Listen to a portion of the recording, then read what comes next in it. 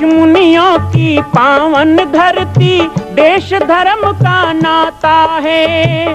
कहते सारे लोग यही हैं, गो हमारी माता है। जाग उठो ओ भारतवासी, जाग उठो ओ भारतवासी, गो पर छुरियां चलती हैं। बंद करो गो माँ की हत्या, सारी जनता कहती है। बंद करो गो माँ की हत्या, सारी जनता कहती है।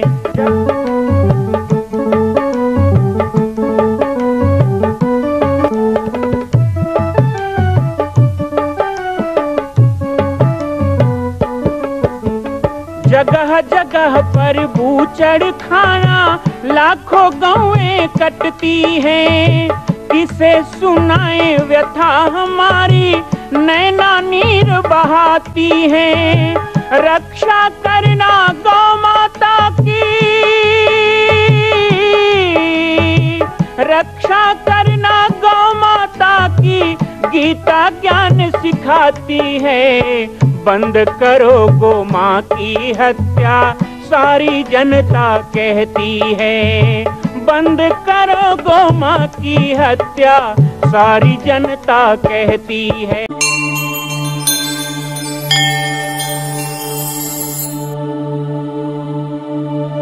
विजयादशमी पर्व। आज विजयादशमी के विशेष अवसर पर बाबा जी की पाती कार्यक्रम में हम थोड़ा सा संदेश आप सबसे बांटना चाहेंगे। विजयादशमी का पर्व हमारे भारतवर्ष में एक विशेष पर्व के रूप में मनाया जाता है। इसलिए ही नहीं कि रावण के पुतले का दहन करना है। आज के दिन इस धरती में एक ऐसे बुराई का अंत हुआ जिस बुराई को नासूर बना दिया गया था। रावण क्या है? रावण का अत्याचार क्या है? रावण उतना बलवान नहीं है। मैंने बहुत से रामायण और बहुत से ग्रंथों का अध्ययन किया, बहुत से सत्संग में देखा। रावण को बरिबंड बनाया गया। रावण को रावण बनाने वाला और कोई नहीं, रावण एक सिर का था लेकिन उसे 10 सिर का बना दिया। किसने? समाज के उन कमजोर लोगों ने जो अन्याय का विरोध नहीं करते हैं, जिनकी धर्म पे आघात होता है पर वह चुपचाप बैठे रहते हैं, जिनकी बहु बेटियों पर हाथ डाला जाए तो वो दूसरों के घर पे अत्याचार होने की प्रतीक्षा करते हैं। रावण एक ऐसी बुराई का नाम है जिसने अपना समूह बना लिया कमजोर लोगों के ऊपर, और वही कमजोर लोगों ने रावण को जन्म दिया। भगवान राम भी उसी समाज के एक अंग हैं। दशरथ जैसे कितने राजाएं, स्वयं दशरथ, लेकिन रावण के अत्याचार के लिए कोई आगे नहीं आता। ऐसे समय में जंगल में रहने वाला एक घोर तपस्वी विश्वामित्र को चिंता हुई। गादि सुवन मन चिंता व्यापी, हरि बिन न रहे निश्चर पापी। कैसे इस दानव का अंत हो, कैसे समाज को जोड़ा जाए, कैसे उस सुसुप्त हिंदुत्व को जगाया जाए।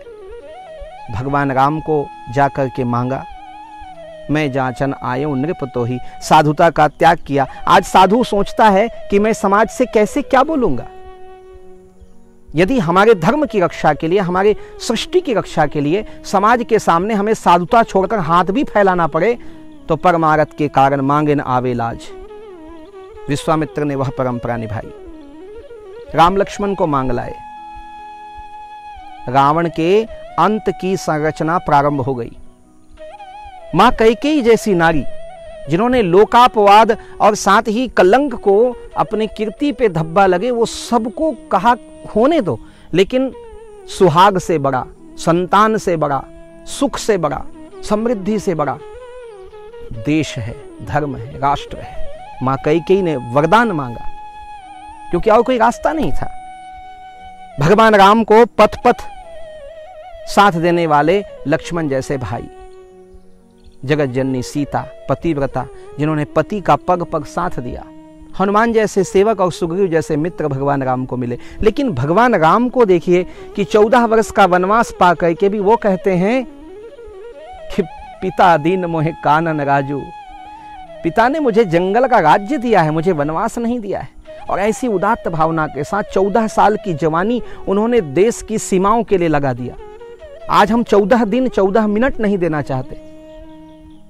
मुझे तो आश्चर्य होता है आज की युवा पीढ़ी के ऊपर कि आज के नौजवान घरों में बैठकर मोबाइल पे गेम खेलकर, ताश खेलकर और नाना प्रकार के उपद्रव करके अपने जीवन का वह कीमती जवानी बिता देते हैं, लेकिन उस देश के लिए, राष्ट्र के लिए, गौ माता के लिए या अपनी संतति या समृद्धि के लिए, अपनी मातृत्व की रक्षा के लिए नहीं लगाते।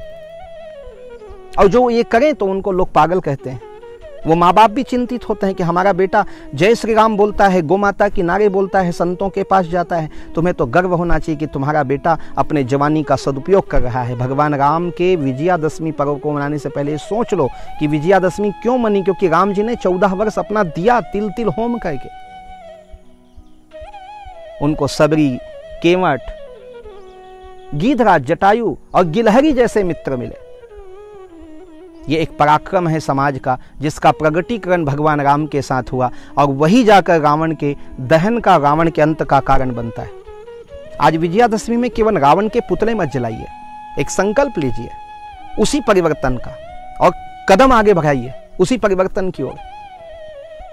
सिर्फ रामलीला करने से ना चलेगा काम, राम का चरित्र भी तो जीवन में धारिए। अरे रावण के पुतले को जलाने से क्या मिलेगा, अपने भीतर बैठे हुए रावणों को मारिए और दिखावे के लिए मत कहिएगा राम राम, एक बार हृदय से राम तो पुकारिए, और राम तो रमा है, रोम रोम में मिलेगा राम। राम कहाँ है?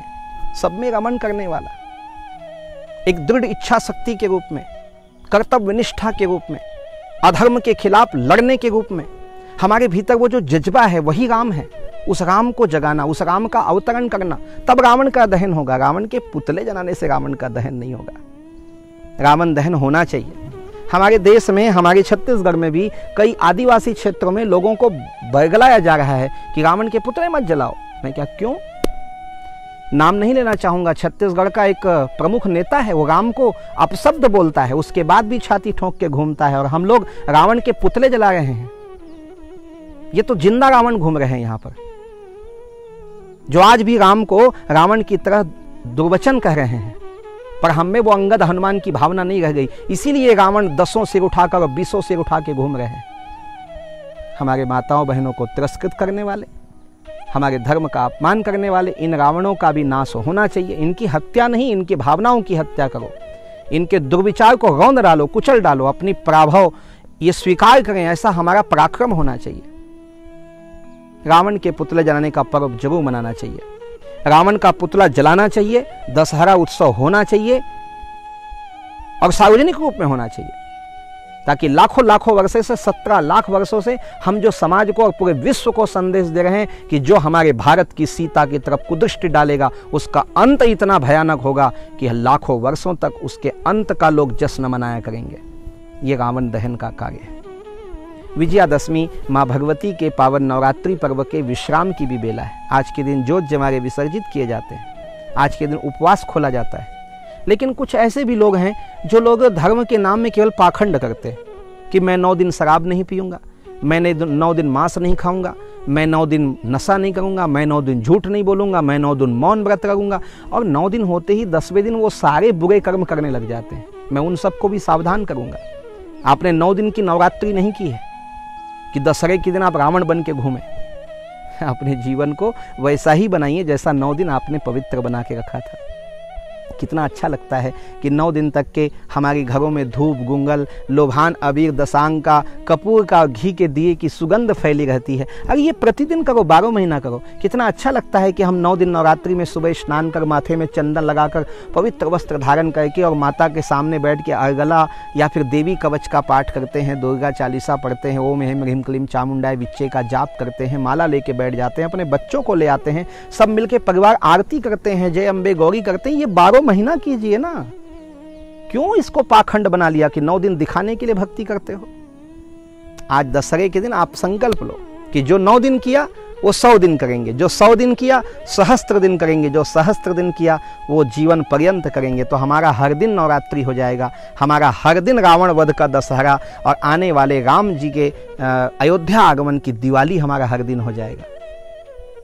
आज विजयादशमी के पर्व पे कुछ कहने की इच्छा थी आप सबसे, इसलिए मैंने कहा कि हम जरूर ये एक विषय रखेंगे। बाबा जी की पाती कार्यक्रम आज सभी लोगों को प्रिय लगता है, सब लोग इसे देखते हैं और बड़ी प्रसन्नता है कि आप लोग इसे बांटते भी हैं अपने social media, WhatsApp, Instagram, Facebook, सब में आप लोग भेजते हैं। और भेजिए इसको और फैलाइए। ये पाटेश्वर धाम के द्वारा दिया जाने वाला एक बहुत ही सुंदर कार्यक्रम।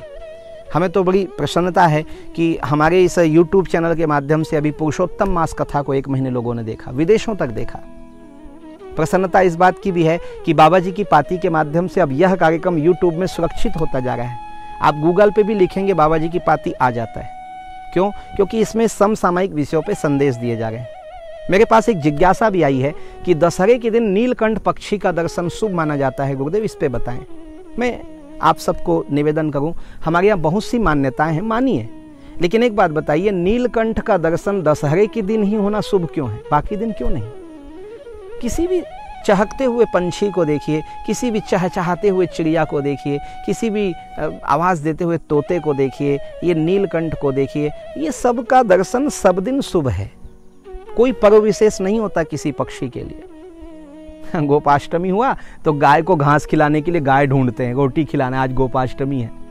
गोवर्धन की पूजा हो गई तो गांव में खिचड़ी बना के नवा सूपा में दुनिया नारियल कलश लगा के गायों को खिलाएंगे। बाकी दिन क्या करते हैं, उस गाय को लाठी मार के भगा देते हैं। बाकी दिन वो भूखी प्यासी गाय सड़कों पे छोड़ देते हैं। धिक्कार भेजता हूँ ऐसे गौपालकों, किसानों और गौ पुजारियों को।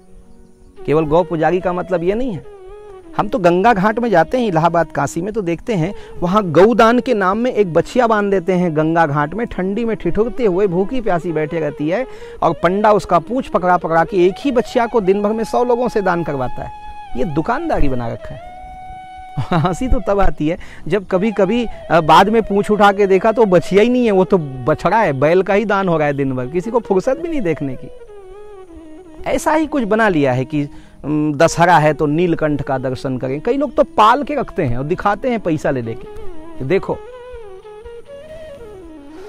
लोआ फिर दरस दिखावा, सन्मुख धेनु शिशु पियावा। रामचरित मानस के बालकांड में जब दशरथ जी बारात लेके निकलते हैं राम जी के लिए, तो वहाँ पे आया है कि गौ माता सामने शिशु को दूध पिलाते खड़ी थी, वो शुभ हो गया। नीलकंठ सामने दिखाई दिया, वो शुभ हो गया। इसी तरह ब्राह्मण वेद शास्त्र लेके जा रहे थे सामने से, शुभ हो गया। तो वो सबको हमने शुभ माना। लेकिन आपके कर्म शुभ हो ना तो आपके देखे जाने वाले सभी दृश्य शुभ हो जाएंगे। कर्म को शुभ रखिए। यदि हमारा कर्म शुभ नहीं है, अब बिल्ली रास्ता काट दी तो सोचते बिल्ली रास्ता काट दी, अरे बिल्ली रास्ता नहीं काट रही है, वो अपने रास्ते जा रही है, तुम आ गए हो गाड़ी लेके उसके सामने। मूर्खता की हद है।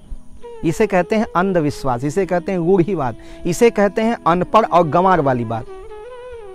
रामचरितमानस में भी कहा है कि राम जी के मिलन के लिए जब भरत जी जाते हैं और भरत जी की सेना को देखकर जब केवट पूरा रण बांध लेता है तो एक बूढ़े को छींक आ गई। तो रामचरितमानस में तुलसीदास जी कह रहे हैं कि छींक आने से कहा गया, अरे छींक आई है एक बार सोच लो भाई। तो ये सोचना विचारना वो तो हर समय करो, लेकिन बिल्ली रास्ता काट दे तो गाड़ी रोक दो, वापस चले जाओ, वो कर लो। नीलकंठ देखना दशहरे में शुभ होता है। अमरनाथ जाएंगे तो कबूतर दिखना जरूरी है। हम सुखताल गए थे जहाँ सुखदेव जी ने कथा सुनाई थी परीक्षित जी को, तो वहाँ तोता ढूंढ रहे हैं लोग बरगद में, यहाँ तोता दिख जाए शुभ। अरे वो कौन जमाने की बात है सुखदेव, और सुखदेव का मतलब तोता नहीं होता है, लेकिन एक भ्रांतियाँ हैं बहुत सारी। तो नीलकंठ दर्शन के बारे में तो मैं इतना ही कहूँगा कि जरूरी नहीं कि आपको विजयादशमी के दिन नीलकंठ दर्शन हो तब आपका दशहरा शुभ होगा। अपने भीतर राम का दर्शन कीजिए, रावण का अंत कीजिए, तो आपका दशहरा शुभ होगा। विजयादशमी पर्व की आप सबको बहुत सारी शुभकामनाएं मैं देना चाहता हूं, लेकिन उस सब शुभकामना को लेने के लिए आप सबको, हम सबको तैयार होना चाहिए। आइए हम एक बार पुनः संकल्प लें कि इस भारत को महान भारत बनाएंगे, जैसा राम जी ने बनाया वैसा बनाएंगे। इस देश में अभी भी रावण जीवित है, क्योंकि अभी भी इस देश में गौ माता की हत्या होती है। जब तक इस देश में गौ माता के रक्त की एक बूंद भी गिरती रहेगी, इस देश का रावण मरा नहीं है। वो रावण नेताओं के मन में बैठा हुआ है, वो रावण हमारे राजनीति में बैठा हुआ है, वह रावण हमारे देश के संपूर्ण प्रजातंत्र और राजतंत्र में बैठा हुआ है, लोगों के मस्तिष्क में बैठा हुआ है। मांस खाने की ललक, शराब पीने की लत, महिलाओं पे अत्याचार करना, ये सब रावणी गुण है। ऐसे रावणी गुणों का अंत होगा तब कहीं जाके राम राज्य की स्थापना होगी, तब हम सही विजयादशमी मना पाएंगे। एक बार पुनः आज विजयादशमी में राम जी के चरणों में ही प्रार्थना करूंगा, जैसे आपने लंका पे विजय प्राप्त किया, मेरे भारत भूमि में इन गौ हत्यारों पे आप विजय प्राप्त करें। हमारी गौ माता अभय घूमे, हमारी गौ माता सुखी हो जाएं, इस देश में अखिल गौवंश की हत्या बंद हो जाए और इस तरह हम विजयादशमी को सफल बना पाएंगे। आइए, नवरात्रि के विश्राम दिवस और विजयादशमी पर्व की आप सबको बहुत बहुत शुभकामनाएं। मैं श्री हनुमान नंदीशाला के इस पवित्र वातावरण में पाटेश्वर धाम में हूं और इस पवित्र वातावरण में आने के बाद हमारे मन में जो अच्छे विचार आते हैं बाबा जी की पाती के माध्यम से आप सभी को मैं देता हूं, प्रदान करता हूं। बहुत अच्छा लगता है आप सबसे जुड़ के। आप लोग भी अपने इस संदेश को खूब फैलाएं, जुड़ें, हमारे इस चैनल को सब्सक्राइब करें, घंटी का बटन दबाएं, नोटिफिकेशन से जुड़ें। ऐसे उम्मीद के साथ सभी को जय श्री राम, जय गो माता, जय गोपाल, जय माता दी।